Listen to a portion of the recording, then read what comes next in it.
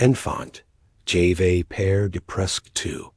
L'ennui, j'y voyais des visages bouger sur le papier peint. J'y voyais des branches onduler comme des serpents.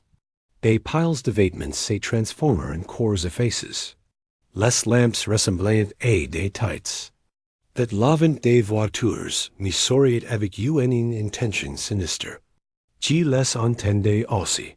Un grincement de porte ressemblait à un gémissement. Le vent hurlait et la planche poussait de lourdes supers. Pour moi, il y avait des ghouls, des fantômes, et des monstres à chaque coin de rue. Inutile de dire que j'étais un enfant nerveux.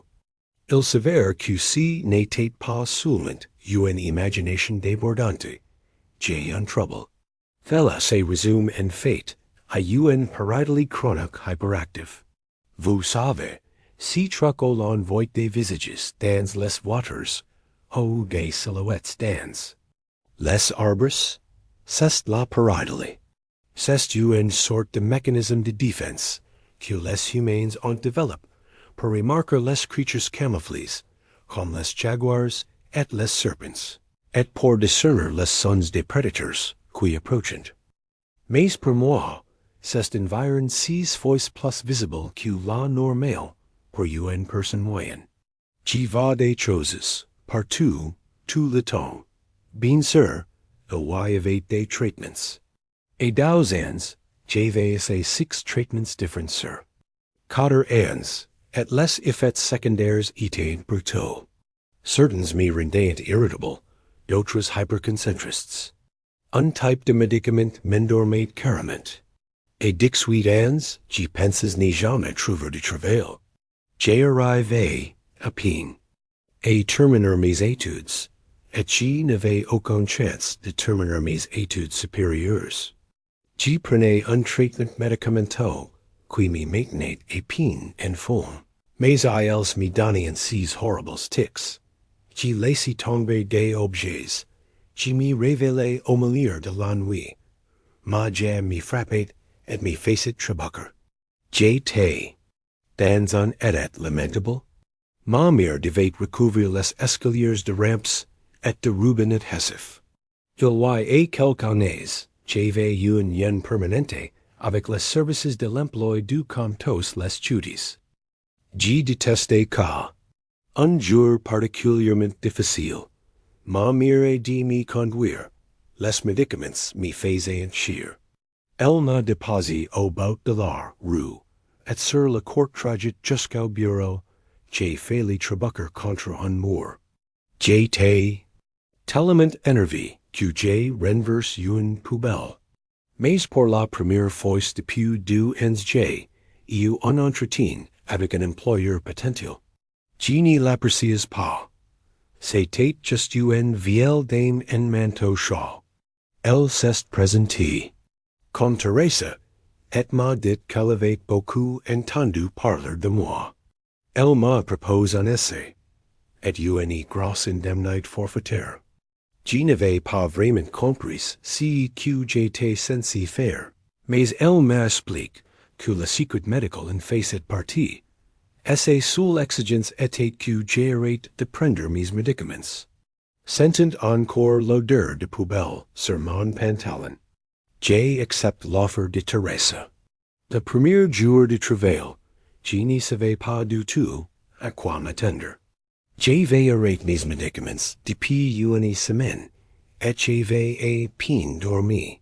J'avais du mal à me représenter le monde. Comme je l'avais vu enfant, je voyais des visages sur les murs, dans l'ombre, des ombres dans les feuilles, des motifs un peu partout. J'entendais des voix et des cris dans chaque voiture qui freinait, dans chaque papier qui froissait, dans chaque craquement de planche.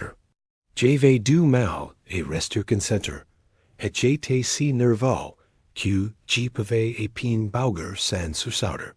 Teresa est venue me chercher dans une berline grise.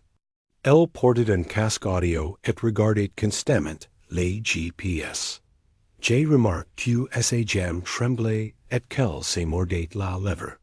Elma a peen regard pendant to le trajet. Nous sommes finalement arrives dans un petit jardin environ. 40 minutes de route de l'autoroute. Il y avait deux grands caravans, et une maison préfabriquée de l'abri, de plain pied des années 60. Une de ces maisons avec des panneaux de bois en marche et des fenêtres cassées assorties. Il y avait 8 autres véhicules dans le jardin. 4 berlins, 2 fourgonnettes, une jeep, et un bus. Ils avaient installé du ruban d'avertissement. Une tente de commandement avec des ordinateurs portables et une antenne, des projecteurs et une demi-douzaine de cases recouvertes de badges bleus. Il y avait des hommes armes avec des fusils. Dassault, des agents de sécurité menottes et quelques médecins prêts à intervenir, avec des trousses de premiers secours et des civières. J'ai assailli des ma sortie de voiture. Ils m'ont équipé d'un casque, de gants de protection, d'un moniteur cardiaque et m'ont attaché un ruban en plastique autour du poignet gauche. Pendant ce temps, Teresa regardait autour d'elle. Une goutte de sueur lui piquant l'oeil. Qu'est-ce qu'on voit? Demandait-il. 3, 4, un seul. Entendez-vous dans le casque? On la trouve-t-il? Vous avez trouvé l'emplacement sur place, répondit-il. Un coup de blues? Pas de coup de blues. On est tranquille. Teresa s'est finalement tournée vers moi. Elle m'a fait face, et pose ses mains sur mes épaules, et m'a parlé lentement. Comme paraît beaucoup, dit-elle. Tu sais que je veux, c'est que tu rentres prudemment et que, tu me guises si que tu vas. Pourquoi? Je demande. Qu'est-ce qu'il y a là-dedans? Je ne sais pas. A-t-il soupir. Aucun de nous ne le sait. Mais nous pensons que vous pouvez le voir. Est-ce dangereux? Elle secoue la tête. Nous ne savons pas. Nous essayons de les connaître. Il y a eu une avalanche. D'instructions. J'ai designer une décharge. Ils m'ont pris une photo, sous 6 angles différents et ont prélevé plusieurs échantillons de sang. Ils ont prélevé un échantillon de ma langue, examinent mes yeux et m'ont équipé de lunettes. De sécurité. Teresa me les prises quelques secondes plus tard. Rien autre de you, et il dit. De faut que tu vois bien. Ils m'ont demandé de m'approcher de la porte, pendant qu'il effectuait une sorte de diagnostic, vérification des armes, des systèmes, de l'aide de préparation. J'avais l'impression de lancer une fusil. Je sentais mes jambes trembler.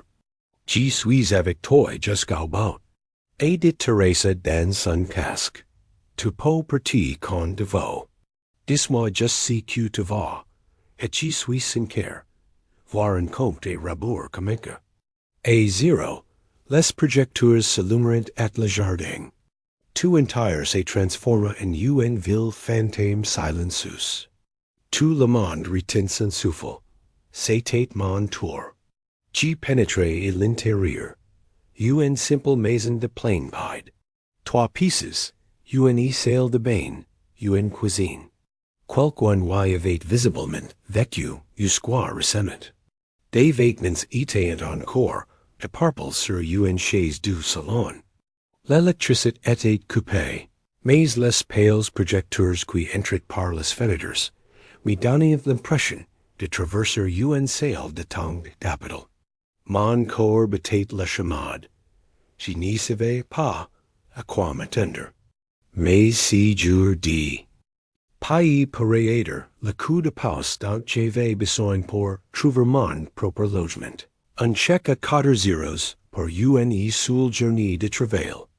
Mais d'abord là, et regarder le salon stérile, j'avais des doutes. Que voyez-vous? Demanda Teresa. Remarquez-vous quelque chose? Non, just des meubles. Un canapé, une vieille telle, un tapis fantaisie. rien d'extraordinaire. G me suis promeni en disant et voixote, si que G voyez. Au fil des minutes, Teresa s'impatientait. Si ni sont que des choses. Did elle. J'ai besoin que de me dices, si que tu vraiment suis entré dans la salle de bain, et j'ai immédiatement ressenti une horrible sensation au creux de l'estomac. Un brute pachetouille mon oreille. En me regardant dans le miroir, j'ai vu quelque chose bouger derrière moi. En un clin d'œil, j'ai aperçu une paire de yeux bleus. Je me suis retourné en hurlant. Quelque chose et bouge. Je me suis jeté en arrière, fermant la porte de la salle de bain du bout des doigts. J'ai trébuché, arrachant les rideaux de douche, et écrasant un cafard. Allongé là, les pieds en l'air, j'ai essayé de me rappeler de respirer. J'ai rarement eu aussi peur au point de devoir le faire. Rappeler G me suis forcé respirer. Mes doigts me piquetaient de dreidelen. Dis-moi si que tu es vu. Et crie Teresa. Qu'est si qu'il y a là-dedans? Des yeux bleus. Il avait des yeux bleus. Tu as vu où l'estal? Je ne l'ai pas vu. À ma connaissance, il était toujours devant la porte. Regarde encore. A-t-il continue? Regarde encore. Puissance. Qu'elle dit me convaincre de sortir de la baignoire. Elle m'a encouragé, me stimulé, et m'a rappelé que je devais quitter cette pièce d'une manière ou d'une autre. Il leur est probablement fallu 15 minutes pour me sortir de la baignoire, et quand elle est fait, je sentais peine mes pieds. Quand j'ai enfin ouvert la porte de la salle de bain, je n'y voyais personne. Le couloir était vide. Je suis sorti. Prudemment, regardant autour de moi. Rien. Debout au milieu du salon, je me sentais comme un idiot. C'était exactement pourquoi que je prenais mes médicaments, la paranoïa et les actes de peur soudains. J'ai réalisé que j'étais bugler, influencé par tous les gens de horse, et leurs préparatifs. J'entrais ici en attendant à voir quelque chose. Ils m'avaient excité, alors bien sûr, je voyais des choses. Mais là encore, il y avait un étrange tableau au mur, auquel je n'avais pas prêté attention plus tôt. C'était vraiment étrange. C'était une sorte de tableau de friperie, représentant deux femmes, traversant un pont par une chaude journée d'été. C'était assez bénin. Mais j'étais hypervigilante, est mon arrivée. Vous connaissez cette sensation quand on répète un mot si souvent qu'il commence à ressembler à un brute. C'est ce sentiment qui m'envahit. L'image commence à se brûler et à disparaître, se transformant en un tourbillon de couleurs. Et là, dans ce flot, j'ai vu ces yeux bleus. Il y avait de petites taches bleues dans l'eau, sur les pieds du pont, sur le tableau. C'est ce que j'avais vu. Et là, j'avais vu un visage. Quelque chose qui se fondait dans mon champ de vision, disparaissait. Pendant une seconde, j'ai essayé que je n'avais certainement pas vu ce tableau, la première fois que j'y suis entré. Et maintenant, savais que je pouvais le voir. Je le sentais. J'ai lentement commencé à reculer. Il y a quelque chose dans le tableau. Et je murmure dans le salon. Tu es sûr? Demande Teresa. Absolument sûr. Source. J'ai tourné au coin de la rue, et j'ai entendu le plancher craquer. Je n'y voyais plus le tableau, et j'ai senti quelque chose bouger. En sortant des reculons de la porte d'entrée, et dans l'air frais de l'automne, j'ai senti des mains sur mes épaules. Des arms m'ont tiré en arrière, et les ambulanciers ont commencé à M'examiner les yeux avec des lampes de poche. Ils m'ont posé toutes sortes de questions personnelles, comme mon nom, le nom de jeune fille de ma mère, et le nom du président.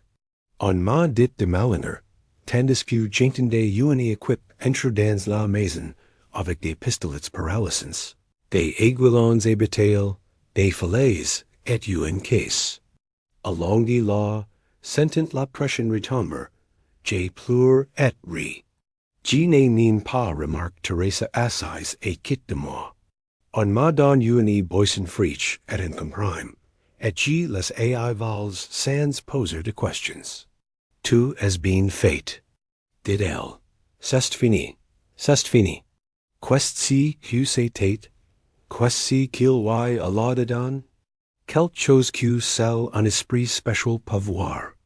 Alors que j'ai fondé en larmes, essayant d'ignorer le visage déforme qui s'est reflété dans la pleine lune, j'ai réalisé à quel point j'étais perdu.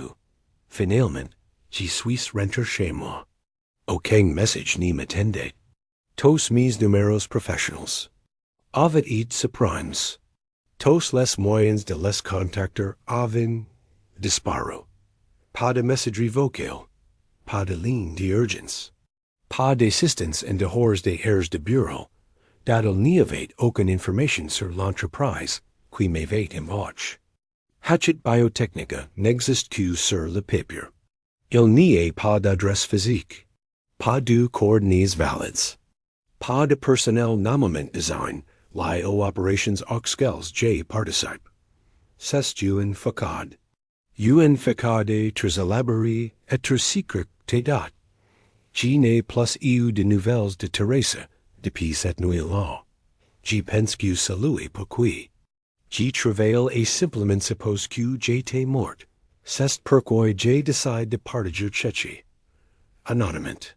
Ceux qui me connaissent peuvent me contacter, et pour ceux qui ne me connaissent pas, eh bien, un seul avertissement. Être observateur. Faites confiance à votre intuition. Faites-le pour bien vous sauver la vie.